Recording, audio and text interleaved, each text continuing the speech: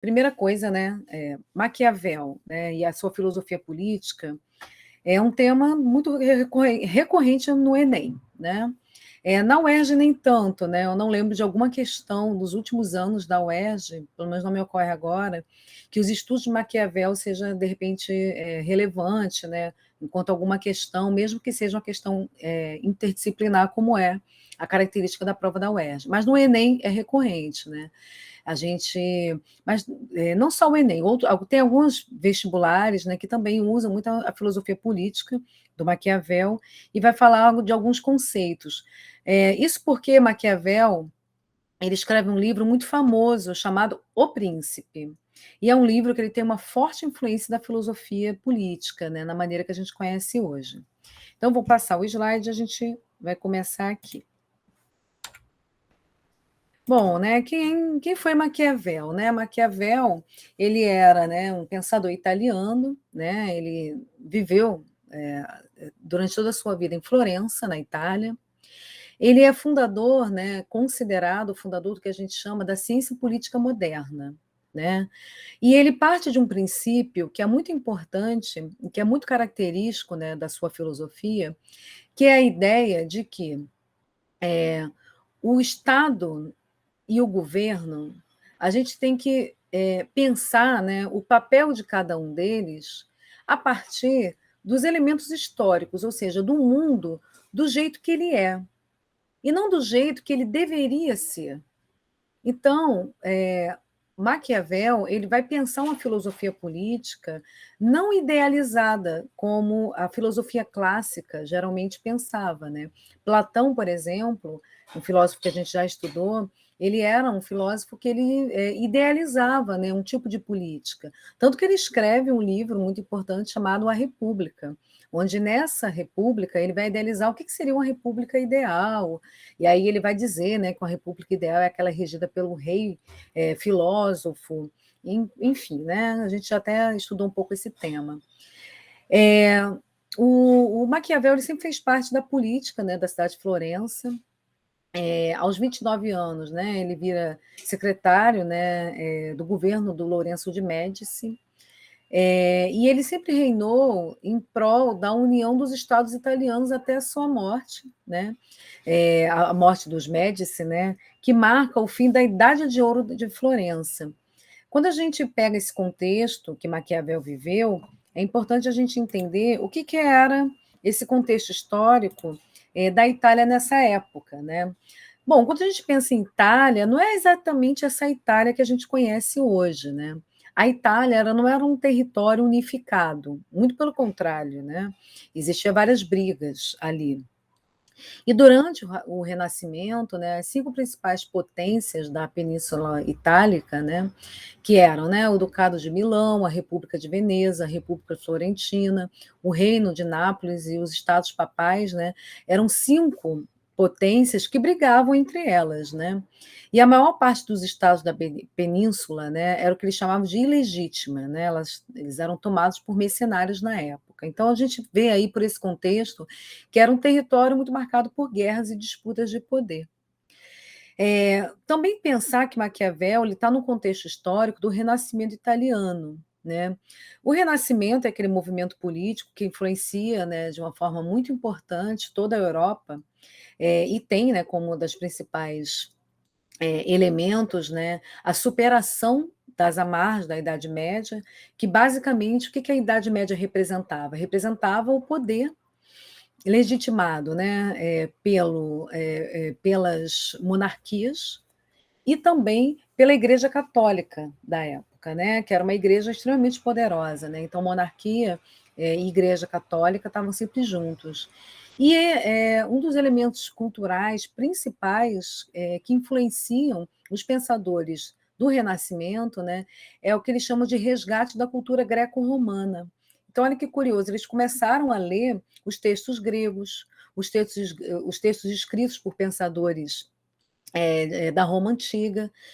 Isso influenciou fortemente no iluminismo, influencia fortemente também na política da época, na arte, na ciência, na cultura de um modo geral. Tá? O contexto também que Maquiavel está escrevendo, pensa, né, sua política, é o período também de ascensão da classe burguesa, tá. A classe burguesa, né, ela era uma classe que ela começa a desenvolver poderes econômicos, tá. No entanto, ela não tinha ainda o poder político. O poder político ainda estava na mão da monarquia. E claro que toda essa disputa desse território não unificado começa a ser influenciada também por essa burguesia que quer poder. Ela quer também mandar, né, no território italiano. E essa briga, né, ela começa também ela começa também a resultar em revoltas burguesas. Então, vários grupos da burguesia, né, que financiavam suas próprias guerras, começam também a brigar por disputa de território nessa Itália, né, nesse território italiano. E aí Maquiavel, ele era um cara, como a gente já viu, né, muito ligada às famílias, né, tradicionais da monarquia, né, que são os Médici, e é claro que ele se interessa pela manutenção do poder dessa monarquia, né. Então está tendo uma briga que a monarquia, ela começa a ser questionada quanto ao seu poder, sobretudo esse poder também legitimado pela Igreja Católica, né, e aí essas revoltas burguesas, elas começam, né, a partir dessa classe que está em ascensão nesse momento, elas começam a acontecer. Certo? E aí Maquiavel, né, ele começa a escrever e pensar sobre isso. Uma curiosidade só, né, algumas desses textos que eu trouxe para você, ou para vocês, né, quem for assistir esse vídeo aqui depois, eu tirei também do Wikipédia, né. Bom, o Wikipédia, né, ele é um site colaborativo que muita gente, né, escreve lá textos e tudo mais, sobre assuntos diversos. A gente tem que tomar um certo cuidado quando a gente vai recorrer ao Wikipédia, né. No entanto, cada vez mais também o site tem sido apropriado por grupos de pesquisa, né, que vão lá fazer revisões históricas do que a gente está lendo. Um exemplo, né, que não tem nada a ver com o assunto da aula e nem com os estudos de Enem ou de pré-vestibular, é essa iniciativa chamada Dicionário de Favelas Marielle Franco. É uma iniciativa que nasce na Fundação Getúlio Vargas e continua hoje em parceria com a Fundação Oswaldo Cruz, e que é um dicionário colaborativo escrito por grupos de pesquisa, movimentos sociais de favela, que tem como objetivo formar, né, formular verbetes sobre temas que interessam as favelas. Então, é só para dizer, né, que assim, o Wikipédia, a gente tem que tomar cuidado, mas também a gente não pode é, é, é, excluir o Wikipédia como uma fonte de estudos quando a gente precisa de uma certa objetividade para a gente pensar os temas do vestibular, tá certo? Então, ok. Posso seguir, Mônica? Tá tudo bem aí, do outro lado? Beleza, então vamos lá, vou seguir aqui. Então, voltando para o Maquiavel, ele escreve, então, O Príncipe, né, que é a sua obra mais famosa, né. Maquiavel também escreveu alguns ensaios de teatro, né, algumas peças teatrais. Na verdade, ele também foi muito conhecido em sua época por algumas peças, mas o livro que a gente mais estuda dele hoje é O Príncipe. E a gente vai um pouco entender por que é tão importante esse livro, mesmo nos dias atuais. Então, o livro ele é escrito em 1530, né? Ele dedica esse livro ao Lourenço de Médici, né? Que é o Duque de Urbino, uma pessoa para quem ele trabalhou, né? Quem ele admirava.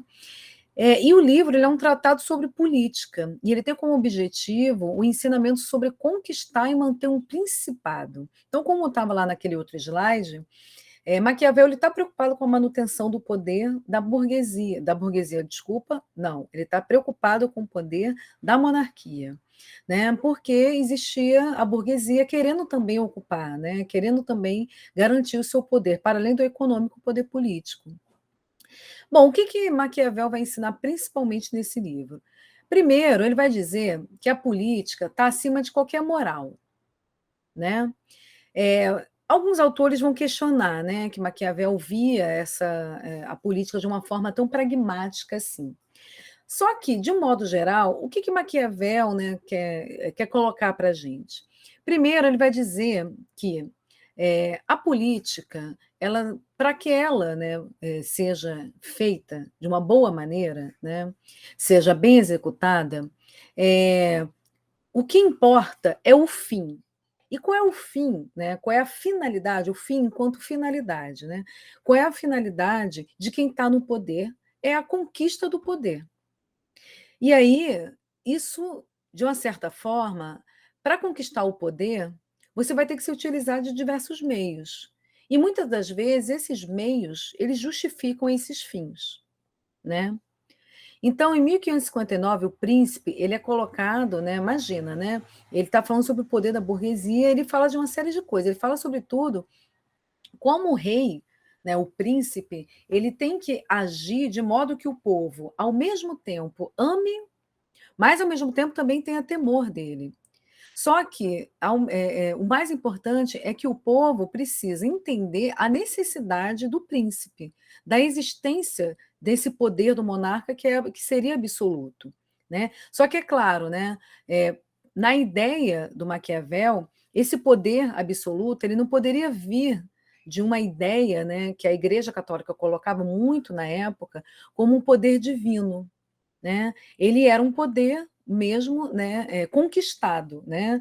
Ou seja, um poder, né, vindo, né, a partir do direito monárquico, né, da família, mas não exatamente esse poder vindo de uma ideia, né, que a Igreja Católica colocava muito, né, que era a legitimidade do rei ou do príncipe a partir da legitimidade da Igreja Católica. É por isso que em 1559, né, o livro ele é colocado no indexo, né, que é a lista de livros proibidos pela Igreja Católica na época da luta pela Contra-Reforma, né? Bom, a gente sabe que nesse momento está acontecendo a Reforma Protestante, Martinho Lutero, né, que é um importante nome, ele está lá, né, se desliga da Igreja Católica, funda uma outra igreja, questiona de uma série de coisas, né, traduz a Bíblia, né, assim, e ele vai dizer, ele questiona o poder da Igreja Católica, que para ele é um poder desvinculado das questões divinas, porque a Igreja Católica, naquela época, segundo Martinho Lutero, estava lá tomada pela corrupção. E aí é a hora que Martinho Lutero propõe a reforma protestante, ou seja, uma reforma de uma religião que ela tem por objetivo ir para as bases, né, do que seria a verdadeira igreja, né? Então ele funda uma outra igreja, e aí a Igreja Católica, como resposta, propõe a contra-reforma, ou seja, uma forma de ir contra a esse tipo de reforma que Martinho Lutero estava propondo. E nessa época, o que ela faz? Ela faz uma lista de livros que são proibidos. Né? A Igreja Católica proíbe diversos livros, e dentre eles ela proíbe o príncipe. Tá? Outras ideias também defendidas pelo príncipe, né, do Nicolau Maquiavel, essa ideia de que o governante ele precisa ter a força de um leão e a astúcia de uma raposa, contando também com o que ele chama de virtu e fortu. A gente vai falar mais disso mais à frente. Ele também vai dizer que o governante nunca deve confiar completamente no povo, nem mesmo em seus aliados mais próximos, pois mesmo estando perto do poder, esses aliados eles podem derrotá-lo. Né? Então, por último, ele vai colocar essa questão, que seria melhor que o príncipe ele fosse temido e amado ao mesmo tempo. Mas como isso não é possível, né? Quando isso não é possível, então ele vai dizer o seguinte, o príncipe ele tem que ter esse jogo de cintura, de fazer com que o povo o ame, mas que ao mesmo tempo respeite a tal ponto que tema. Só que ele vai dizer, quando isso não é possível, e terão momentos que isso não vai ser possível, né? É melhor que ele seja temido. Né? No entanto, ele deve ter sempre cuidado com o ódio dos seus súditos. Vamos lá, estou seguindo. Então, assim, questões principais são questões chaves do príncipe, né? Então, primeiro que é isso, o Maquiavel ele percebe, quando ele compara diferentes momentos da história, segundo Maquiavel, ele vai dizer que existem alguns traços característicos da humanidade, do ser humano, dos homens, né? quando a gente fala homem nesse momento histórico, é claro que a gente está falando, né, desse poder falocêntrico mesmo, né? Então eles não estão falando do poder político da humanidade, pensando como a gente pensa hoje, a diversidade, né, a humanidade, e a participação das mulheres, a participação dos homens. Não, ele está pensando nos homens mesmo, né, porque era quem detinha poder na época, né? Então, quando ele vai dizer que os homens eles possuem características que não mudam, são traços característicos em vários momentos da sociedade. Primeiro, ele vai dizer que o ser humano, o homem, ele tem uma natureza, que é a natureza da ingratidão, da simulação. Eles são covardes frente ao perigo. No entanto, eles são ávidos pelo lucro e são volúveis, né? Ou seja, eles mudam o tempo inteiro. Maquiavel ele acredita que o ser humano, a humanidade, ele traz isso como traços, como características que são naturais. Ele também, segundo Maquiavel, ele vai dizer que todas as sociedades existem sempre duas forças, né? Uma, a força daquelas pessoas ou daquele grupo que busca a dominação, que busca dominar. E a outra, né, que tenta não ser dominada. Então ele vai dizer que a função principal do governante, né, então o príncipe do Maquiavel, é buscar a estabilidade entre essas duas forças, entre aqueles que dominam e aqueles que precisam ser dominados. Tudo bem? Posso seguir, Mônica? Beleza, estou seguindo então. E é nesse sentido que o Maquiavel ele vai propor o realismo político. Ele vai dizer isso, né? Ele vai fazer uma crítica aos humanistas que vieram antes dele. Ele vai dizer que essa filosofia política de antes dele, né, ela sempre estava idealizando o mundo, né? Como o mundo deveria ser, como a sociedade deveria ser, como as coisas deveriam ser. Ele vai dizer, cara, não adianta. Existe algo, como a gente viu no slide anterior, que é da natureza do ser humano, que isso não vai mudar. Se isso não vai mudar, não adianta ficar idealizando o mundo como deveria ser. Eu tenho que compreender o mundo tal qual como ele é, os homens, a humanidade. E aí, ao entender como isso tudo funciona, eu posso sim propor uma política, né? E é essa política que ele vai, né, escrever no Príncipe. Então, ele vai dizer também uma coisa que é importante aqui, e eu vou pegar minha cola aqui para não me enrolar. Ele vai dizer que a história ela é cíclica. Ela se repete em vários processos, em alguns processos, sobretudo a história da humanidade organizada politicamente. Ele vai dizer que sempre a gente vai ter esse movimento aqui, né? Então, assim, as sociedades elas começam com um movimento de monarquia, né? Só que um monarca, ele sempre, né, os reis, né, os príncipes, eles têm essa tendência ao absolutismo, ou seja, à tirania. Né? Essa tirania, né, quando os governos eles começam a ser muito tirânicos, eles são substituídos por são superados, né, por oligarquias. O que é uma oligarquia? Né? São governos regidos por grupos, sobretudo familiares, né? Ou seja, grupos de interesse de uma mesma família ou de uma mesma classe. Tá? Isso tudo, segundo o Aristóteles, se repete de forma cíclica. Olha, Aristóteles, segundo Maquiavel, desculpa, estou com uma confusão aqui na minha cabeça. Se repete de modo cíclico, né? Vai ser sempre assim. Da oligarquia, ela vai para a aristocracia, né? Ou seja, aquele governo de que quem manda é quem tem dinheiro. E por último, né, a tendência da sociedade é sempre findar numa democracia. Então, ele vai dizer o seguinte: se essa é um movimento inevitável da história, ou seja, esses percursos eles sempre vão acontecer, o príncipe ele tem que se manter no poder independentemente do regime político que está ali. Né? Então, ele tem que encontrar estratégias, o príncipe, de se manter no poder. Né? E aí ele vai dizer que as duas principais estratégicas é o príncipe saber governar e saber atuar entre aquilo que ele chama de fortuna e virtude, né? Essa carta aí, que é uma carta de jogo, né, de tarô, ela traz essa roda, não sei se você consegue ver, Mônica, me diz aí se você consegue ver bem essa roda, que é a roda da fortuna. Beleza. O que que ela tem, né? Ela tem esse ser aí que parece ser um macaco, né? Não dá... E esse ser, ele tá de formas diferentes a depender da etapa, né, que ele está lá na roda. Quando ele está ali embaixo, olha, ele está caindo, né? Ele está decaindo. Ele está assim, só com uma parte da roupa, né? E ele não está azul. Conforme a roda gira, né, ele está ali lá em cima, subindo do outro lado, ele já está com mais roupa e já está ficando azul. E lá em cima é a representação desse ser que é completamente azul, né? E que tem lá uma capa, uma espécie de capa que é vermelha, né? E ele segura uma espécie de uma espada e tem uma coroa na cabeça. Ou seja, quando ele está lá em cima, ele tem sangue azul, né? Você já ouviu essa expressão, fulano de sangue azul? Né? É uma expressão mais ou menos que quer dizer isso, né? Ele tem sangue nobre. E claro, né? Ali é a representação de um rei, certo? A cor vermelha também era uma cor que que fazia parte do vestuário somente das pessoas ricas na Idade Média, né? Porque era uma cor difícil de você produzir nos tecidos, né? Então poucas pessoas tinham acesso. Aliás, roupa, de um modo geral, era uma coisa que na Idade Média as pessoas tinham muito pouco acesso, né? Então, simboliza, né, esse ser que, a depender da posição da roda, ele tem mais ou menos poder. Então, ele vai dizer que fortuna não é exatamente riqueza, e sim oportunidade, o momento fortúneo, a sorte.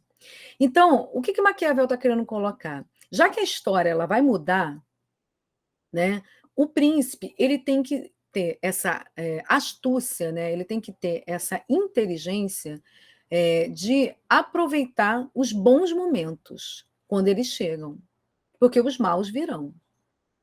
E na medida que ele aproveita esses bons momentos, ele vai conseguir se manter no poder, né? Sempre a depender do que ele fizer ali.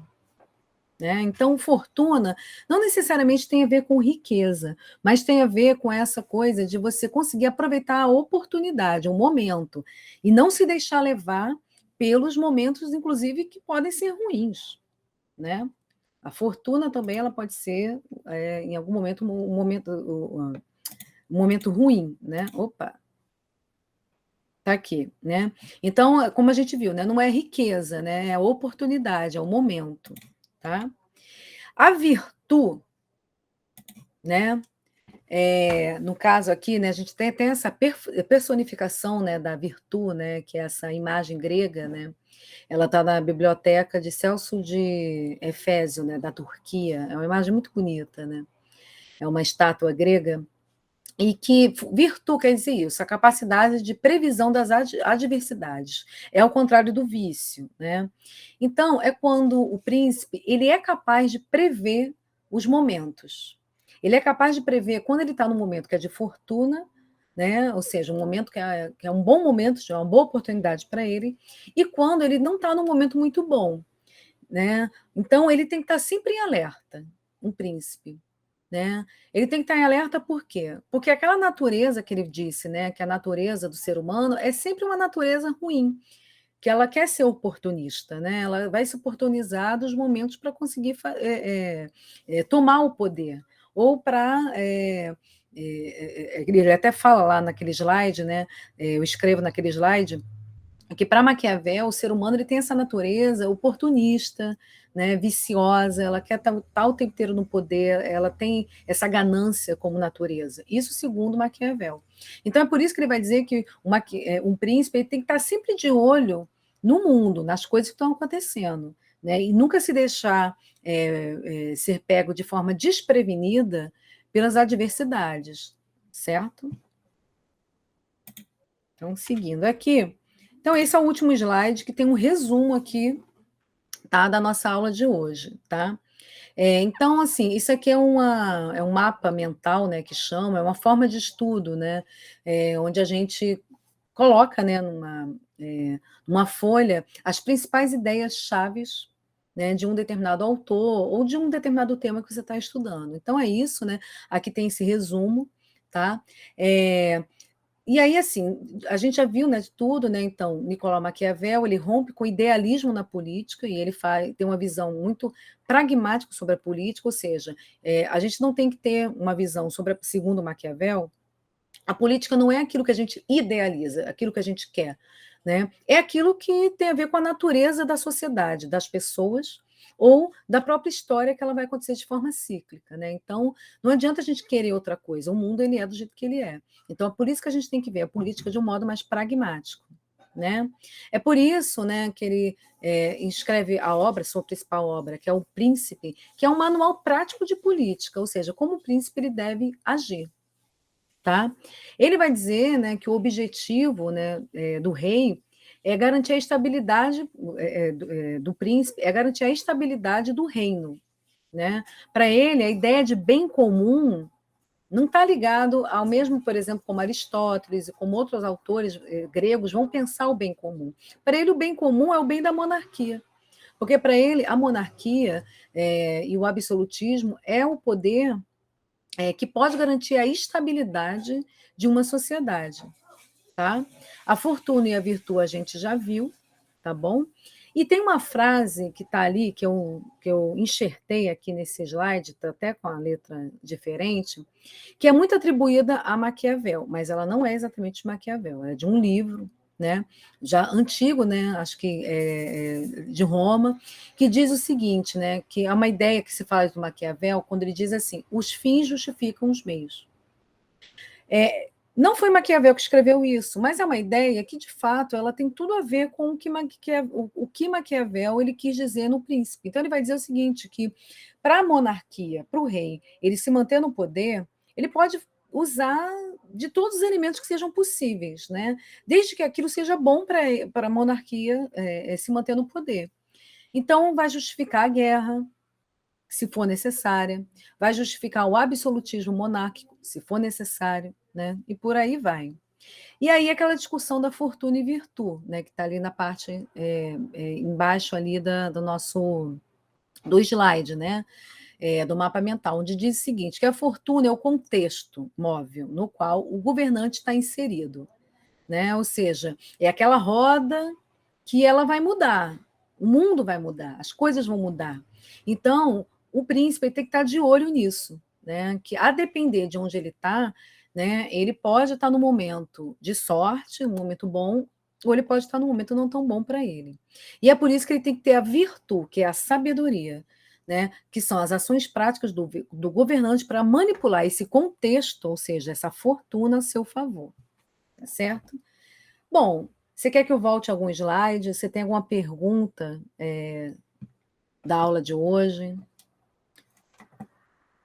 Ok. O que você gostaria que eu voltasse? Eu vou só interromper a gravação aqui para